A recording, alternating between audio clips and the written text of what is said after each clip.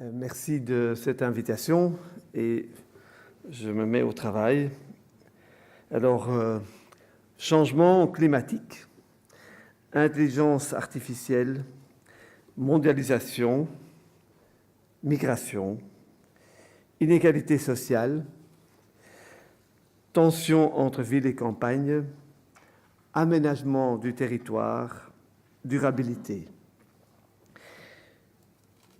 Durant ces semaines, les expositions du Palais des Beaux-Arts sont placées sous le signe de la Renaissance aux Pays-Bas méridionaux.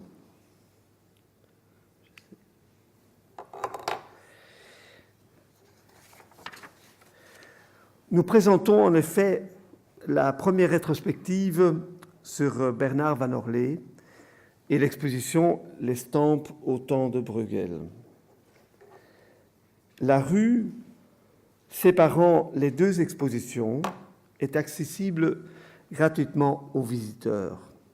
Et sur le mur, on y trouve une ligne du temps de l'histoire et de l'histoire de l'art, présentant la période comprise entre 1480, naissance de Marguerite d'Autriche, fille cadette de Maximilien Ier et de Marie de Bourgogne, et 1585, chute d'Anvers.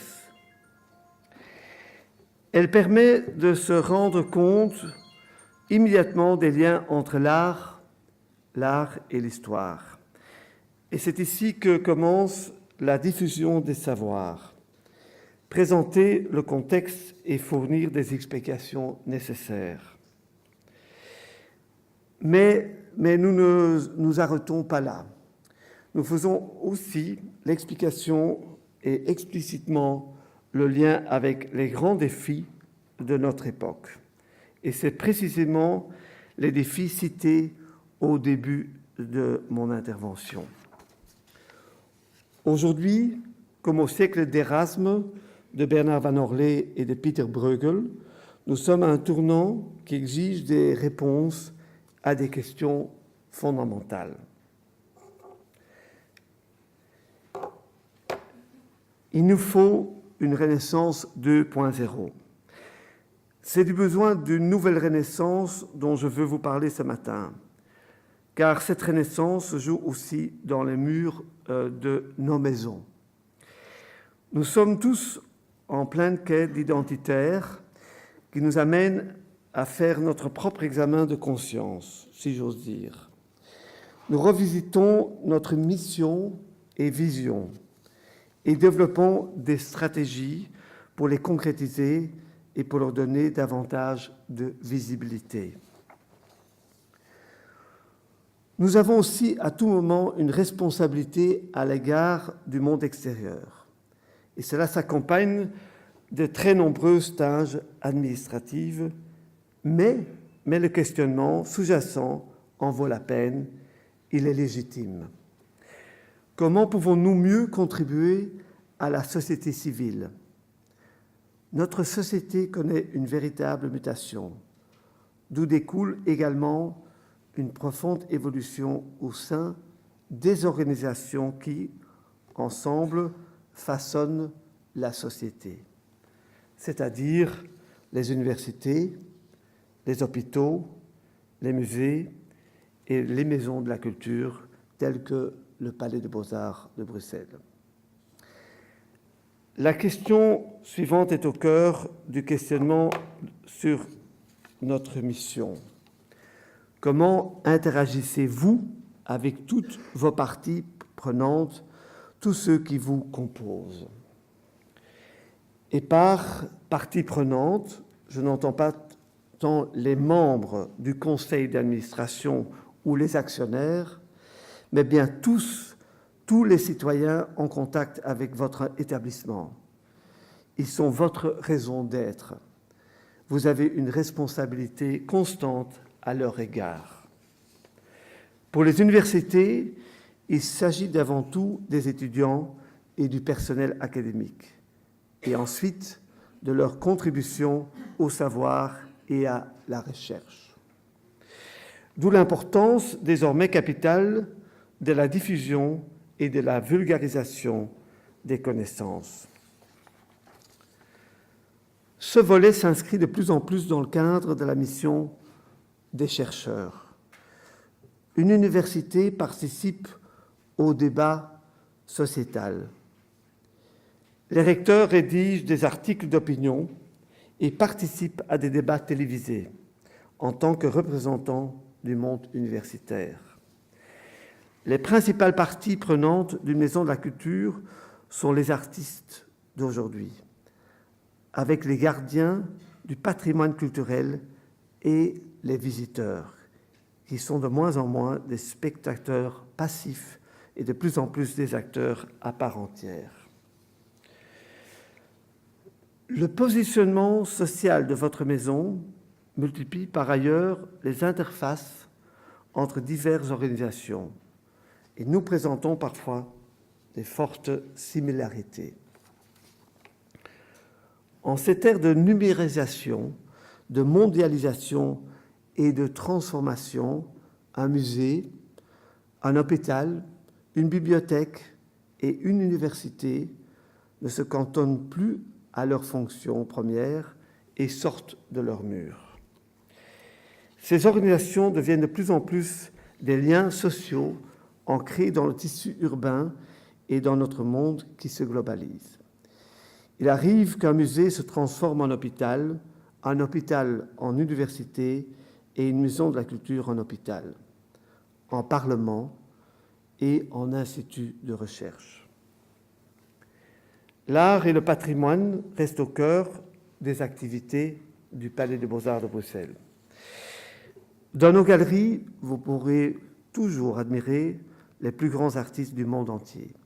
Dans nos salles d'exposition, nous vous présenterons les trésors du passé et le génie de l'art contemporain. L'art est un espace de liberté. Nous ne pouvons pas l'instrumentaliser et nous ne pouvons pas instrumentaliser les artistes.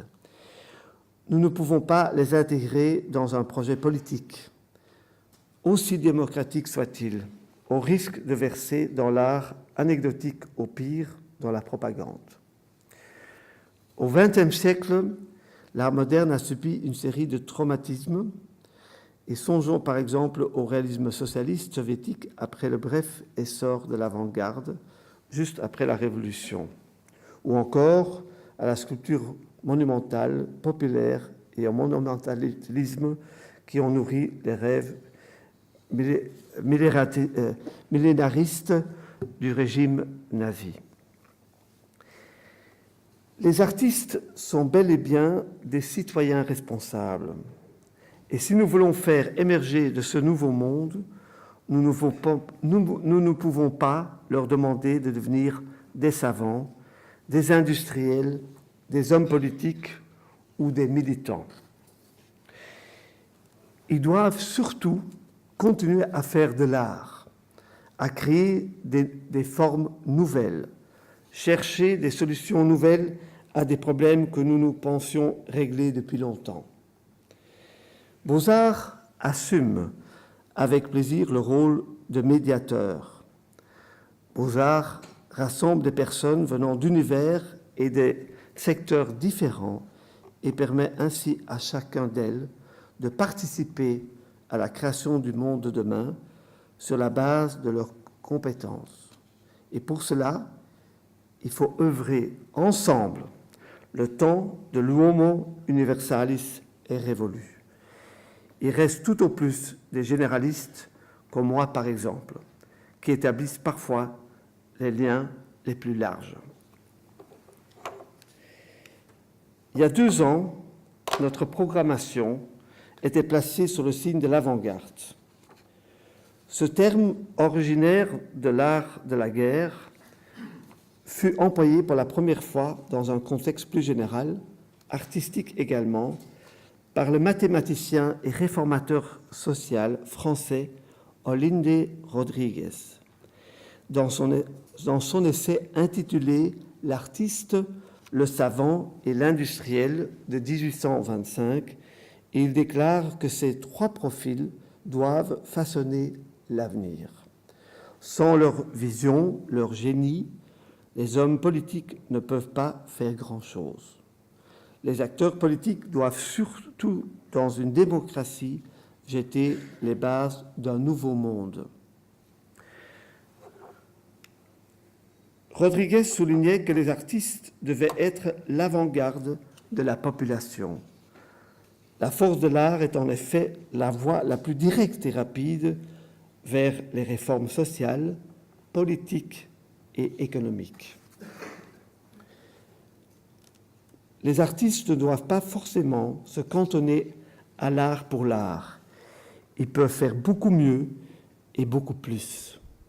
Ils peuvent par exemple réaliser des peintures purement abstraites sans que cela les dispense de leur rôle dans la société civile. Et en tant qu'interface, le Palais des Beaux-Arts veut renforcer l'interaction entre l'art, politique et société. Dans notre État fédéral, la Société anonyme Palais des Beaux-Arts de Bruxelles est un établissement culturel fédéral placé sous la responsabilité du Premier ministre. Il y en a deux autres, l'Opéra national, la Monnaie, et l'Orchestre national de Belgique.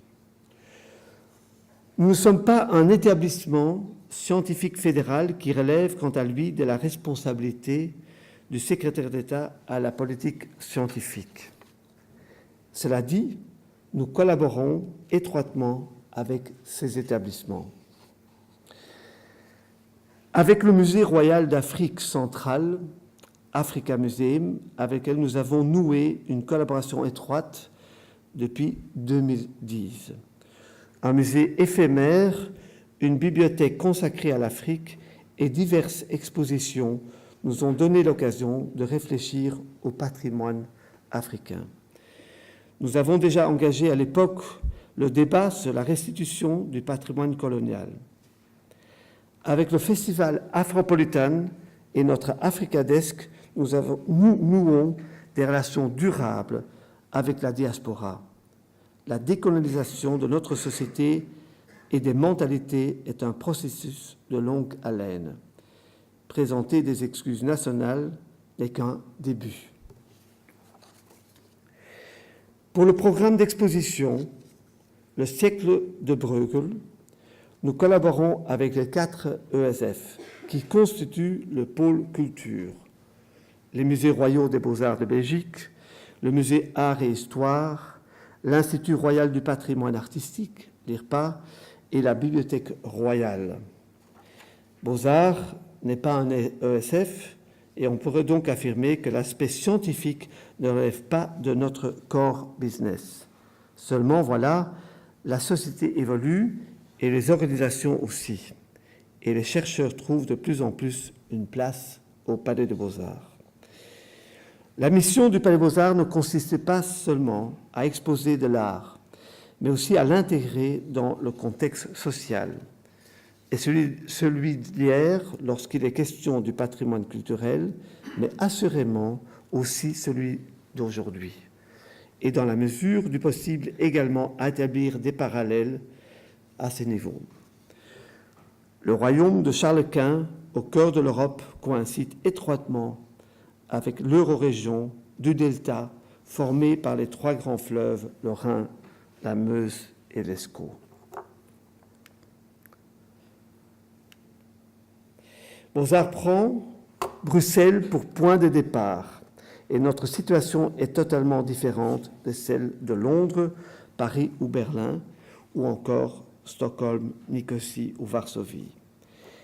Mais nous nous positionnons en tant que European House for Culture. Et nous ne parlons pas des 28 ou 27 pays de l'Union européenne, mais bien plus de l'atmosphère culturelle du Conseil de l'Europe avec ses 48 États membres. Les droits de l'homme, la démocratie et l'état de droit constituent des grands thèmes de ce Conseil. Et l'exposition « L'Europe humaniste » au Palais des Beaux-Arts de Bruxelles, organisée déjà en 1954 par le ministère de l'Éducation publique sous les auspices du Conseil de l'Europe, a constitué un moment clé. L'exposition a été inaugurée avec la signature de la Convention culturelle européenne le 19 décembre à Paris. Le message était clair: au sortir des guerres mondiales, l'humanisme peut défendre une nouvelle forme de coopération internationale. Impossible d'évoquer le Palais des Beaux-Arts sans ajouter de Bruxelles. De même, l'ULB et la VUB insèrent Bruxelles dans leur nom. Raison pour laquelle nous avons vite trouvé un écho dans le projet We Connect Brussels, qui a pour base permanente la galerie Ravenstein et le Palais des Beaux-Arts. D'ici peu, cet espace central s'ajoutera aussi dans Brussels City Campus pour s'installer dans nos locales à l'entrée de la rue Royale du Palais des Beaux-Arts. Et les étudiants pourront et deviennent ainsi littéralement des co-résidents du Palais des Beaux-Arts de Bruxelles. Les Beaux-Arts. Voilà bien longtemps que nous ne y limitons plus, et la déclaration de mission que nous avons publiée il y a 5 ans dans l'ouvrage Beaux-Arts ID devait être renouvelée et actualisée. Nous voulons expliciter l'apport de la réflexion et de la recherche. En effet, sur la base de notre mission artistique centrale, Beaux-Arts entend se positionner encore davantage comme un médiateur actif pour le changement socioculturel. Un vrai changement. Le changement était également le message du projet You Are Here, co-organisé avec le Palais Beaux-Arts l'année dernière dans la tour World Trade Center du quartier Manhattan de Bruxelles, en collaboration avec des parents investis, des enfants, des résidents et des décideurs. Des architectes et des urbanistes ont cherché les bases pour créer un pont pouvant nous mener à un avenir durable. Un scénario dans lequel la planète ne se réchauffe plus et où les objectifs du développement durable des Nations Unies sont réellement atteints. Le World Trade Center s'est quelque peu transformé pendant quelques mois en World Transformation Center. Beaux-Arts fait de cette transformation durable une œuvre structurelle, en concertation étroite avec la Biennale internationale d'architecture de Rotterdam et les maîtres architectes belges. Répétons-le, la mission d'une maison de la culture telle que Beaux-Arts ne consiste pas seulement à exposer de l'art pour l'art, mais aussi à placer les artistes et le patrimoine au cœur de la société actuelle, à nouer un dialogue entre les artistes et d'autres acteurs qui font une société, décideurs, industriels, savants. Autrement dit, de faire ce changement avec vous. Tel était le cas du temps de la Renaissance historique dans Bruxelles de Bernard van Orley, et on devrait pouvoir aller un cran plus loin encore grâce à une Renaissance 2.0. Ces 20 dernières années, le Palais des Beaux-Arts est passé d'une maison pluridisciplinaire à un espace transdisciplinaire. Nous nouons des liens avec des secteurs tels que l'éducation, bien évidemment, les affaires étrangères, les sciences sociales, les sciences naturelles, les sciences formelles, les technologies et l'écologie. Les maisons de la culture, que ce soit dans le domaine des arts, du patrimoine, des sciences ou de la nature, deviennent des centres communautaires, locaux qui s'emploient à relever des défis mondiaux, et j'ai la conviction que les grandes questions sociales, éthiques et écologiques d'aujourd'hui, qui dominent le débat électoral à l'échelle communale, régionale, nationale, mais aussi européenne, ne cesseront à gagner en importance pour nous, les institutions. comme je l'avais déjà dit, le climat et le développement durable, les inégalités sociales, la santé, l'urbanisation, la décolonisation, l'égalité des sexes, etc. Et nous sommes tous dans le même bateau.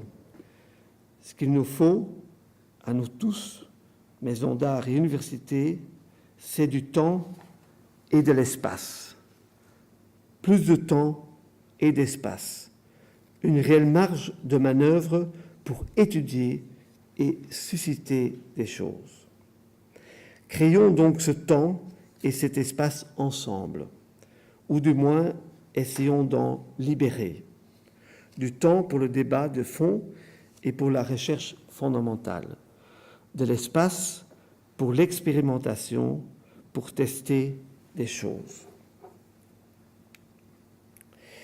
Depuis l'an dernier, le Beaux-Arts Lab tourne à plein régime à Beaux-Arts. Technologie et sciences constituent un important pilier qui soutient toutes nos activités. La recherche scientifique a tendance aujourd'hui à se tourner exclusivement vers l'avenir. Tout doit être innovant, quantifiable et orienté vers la solution. Dans ce domaine, les rares fonds disponibles doivent ainsi être investis dans les résultats. L'agenda des bailleurs de fonds l'emporte sur la recherche d'un nouveau paradigme. Je ne vais pas m'attarder sur la problématique du financement, mais nous ne pouvons pas ignorer l'évidence, également abordée à Davos cette année. Les impôts. Les riches doivent arrêter d'éluder l'impôt, a déclaré l'historien néerlandais Rutger Bregman. Arrêtons de parler de charité, commençons à parler d'impôts. Seules les fondations ne pourront résoudre le problème. Songez à la vulnérabilité de l'université de Soros dans la Hongrie d'Orban.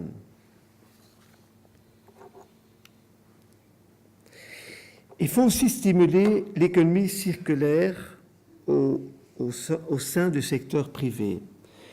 L'industrie de luxe présente 4,6% du PIB, par conséquence au niveau européen.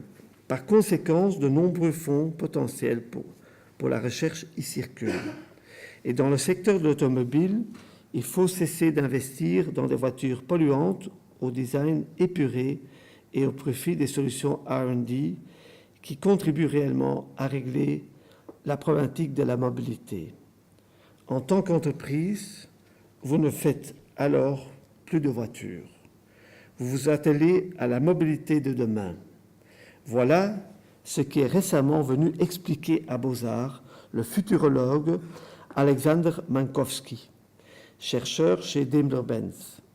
Il travaille à la conception de la voiture autonome. Et l'art contemporain peut parfois être un phare. Certains artistes imaginent des évolutions bien avant qu'elles puissent être quantifiées de manière empirique, a-t-il déclaré à cette conférence. Ces 20 dernières années, j'ai observé un intérêt croissant du monde académique pour notre projet culturel. Et aujourd'hui, le Palais des Beaux-Arts collabore sur une base structurelle avec la plupart des universités belges et plus particulièrement avec la vraie Université de Bruxelles et l'Université libre de Bruxelles. Ce qui m'amène à la question suivante.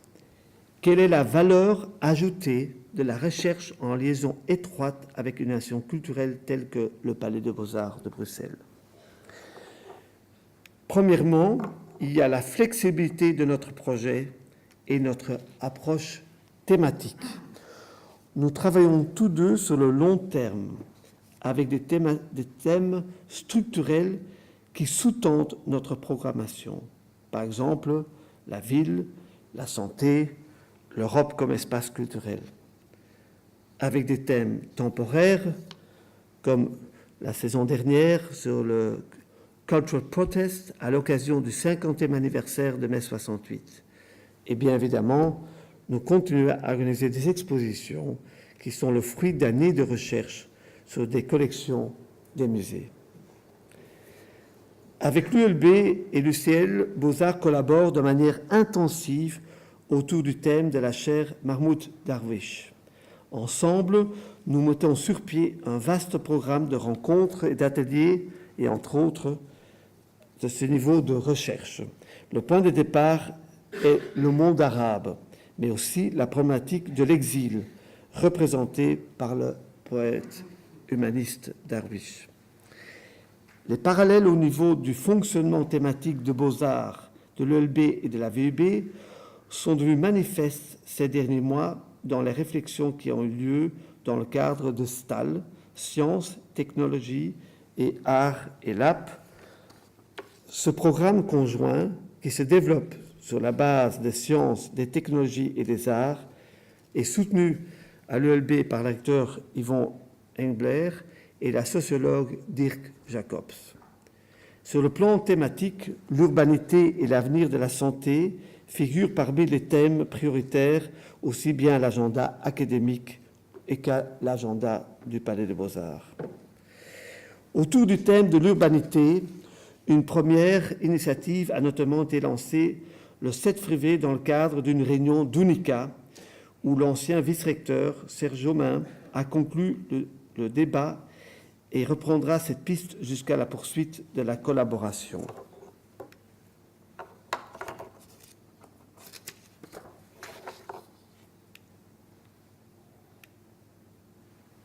Et deuxièmement, il y a l'aspect performatif de la recherche en lien avec les institutions culturelles, tout particulièrement dans le domaine des arts et de la science, où les artistes contemporains ont été impliqués. Les artistes montrent et racontent en même temps. Ils sont des poètes qui traduisent l'indicible en forme concrète ou en performance. Les artistes humanisent la recherche. Ils mettent science et technologie au service du bien commun. Des collaborations dans ce contexte ont également été mises en place dans le cadre de STAL, avec pour résultat des programmes en collaboration connexes avec des chercheurs de l'ULB pour l'exposition Watching You, Watching Me et Coping with Complexity. The Art of Difference est encore un plus bel exemple, la moins classique, mais la plus aboutie de toutes les expositions au Palais des Beaux-Arts pendant l'été 2018. Ayant accueilli plus de 200 000 visiteurs, nous avons collaboré étroitement avec Ahmed Medoun du département des services à la communauté universitaire de l'ULB et avec Nathalie Levy du département culture de l'ULB. Le nouveau modèle transdisciplinaire ne doit pas être scientifique au sens académique, mais peut aussi être subjectif et idiosyncrasique. Il s'agit d'un genre dynamique, expérimental de la recherche. Il intègre des activités et des idées d'un genre nouveau à la recherche scientifique fondamentale. Mentionnons pour terminer le lien étroit entre les maisons de la culture et le public, les visiteurs et les citoyens. Permettez-moi de formuler ainsi, aux côtés de nos partenaires, Beaux-Arts veut passer du civil au civique et renforcer les triangles sciences, art et urbanité. Un exemple concret pour conclure, Beaux-Arts collabore étroitement avec l'ULB et la VUB et la Erasmus Hogeschool Bruxelles, un plus grand consortium sur l'intelligence artificielle. Il s'intitulera Unpack AI. Ce consortium doit offrir la possibilité aux chercheurs et aux artistes de réfléchir au rôle toujours plus influent de l'intelligence artificielle dans le monde moderne et à son impact sur notre quotidien. L'intelligence artificielle soutient non seulement nos appareils personnels, mais décidera aussi, dans un avenir proche, de l'octroi de prêts ou de l'obtention d'un emploi ou d'un traitement médical.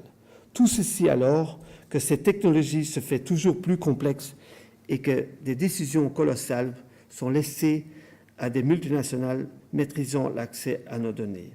Le consortium Unpacked Artificial Intelligence entend mettre à nu le fonctionnement de l'intelligence artificielle ainsi que l'influence de cette dernière sur le comportement des personnes et de leurs convictions. À travers une série d'expositions, d'ateliers et de débats, chercheurs et artistes rendront visibles des systèmes et des structures qui sous-tendent l'intelligence artificielle. Notre confiance, ou au contraire notre méfiance vis-à-vis de l'intelligence artificielle est-elle légitime? Je dirais, les avis divergent et l'intelligence artificielle peut aboutir à un renforcement des contrôles et de limiter ainsi nos libertés. Mais elle peut aussi déboucher sur une société plus inclusive, ce qui nous amène au domaine des sciences sociales. On peut essayer d'ériger un mur le long d'une frontière et proclamer haut et fort, et c'est à la manière Trump, ou peut aussi ériger un mur invisible en restaurant toute une série de contrôles qui nous obstaclent à la liberté de circulation. Mais il existe une troisième option, compter d'encourager la libre circulation des personnes tout en veillant à mettre en place un environnement sûr. Et à Tallinn aujourd'hui, l'Union européenne a rassemblé 250 chercheurs qui s'y emploient aujourd'hui. Les universités sont très importantes dans le consortium Unpacked AI. Elles posent des questions de recherche ciblées et aident les artistes et les organisations à développer des nouveaux savoirs. Elles disposent pour ce faire des bons outils et des expériences méthodologiques. À leur tour, les universités ont besoin de nous. Le Palais Beaux-Arts fait office de laboratoire externe où la recherche est directement confrontée aux citoyens. Les artistes utilisent aussi des techniques visuelles permettant de communiquer les recherches au grand public. Les avantages présentés par ces collaborations entre universités et Beaux-Arts sont légion.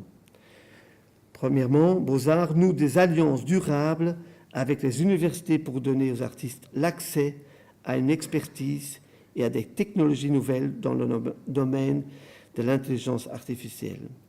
Les artistes ont besoin de connaissances dans ce domaine pour pouvoir y recourir ou y réfléchir avec l'objectivité. De plus, les artistes entrent en contact avec des méthodes de recherche scientifique et de la production de nouveaux savoirs. Et deuxièmement, par le biais de Beaux-Arts, les chercheurs dans le domaine de l'intelligence artificielle entrent en contact avec d'autres chercheurs issus des sciences humaines, sociologie, éthique, philosophie, et avec des artistes. Il en résulte des petites équipes transdisciplinaires qui humanisent la recherche sur l'intelligence artificielle. En outre, les artistes sont des acteurs critiques qui relèvent des défis en matière de l'intelligence artificielle de manière visuelle et peuvent ainsi impliquer et informer un plus large public.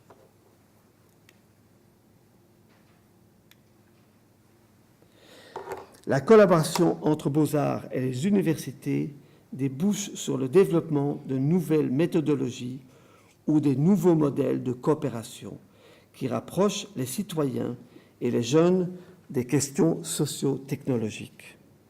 Comment optimiser la collaboration entre artistes et chercheurs? Les établissements culturels peuvent-ils revêtir une fonction de laboratoire? Cette étude peut également s'avérer utile pour la suite et pour un éventail d'autres innovations telles que la réalité virtuelle augmentée, la robotique, la e-santé et la confidentialité. Quatrièmement, en tant que Beaux-Arts que pour les universités, cette collaboration débouche sur la création d'importants nouveaux réseaux internationaux et européens.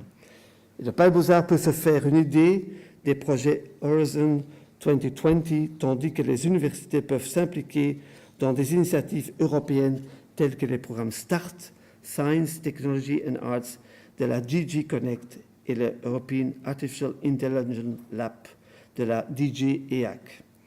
Il en résulte de nouvelles opportunités de financement et de visibilité internationale.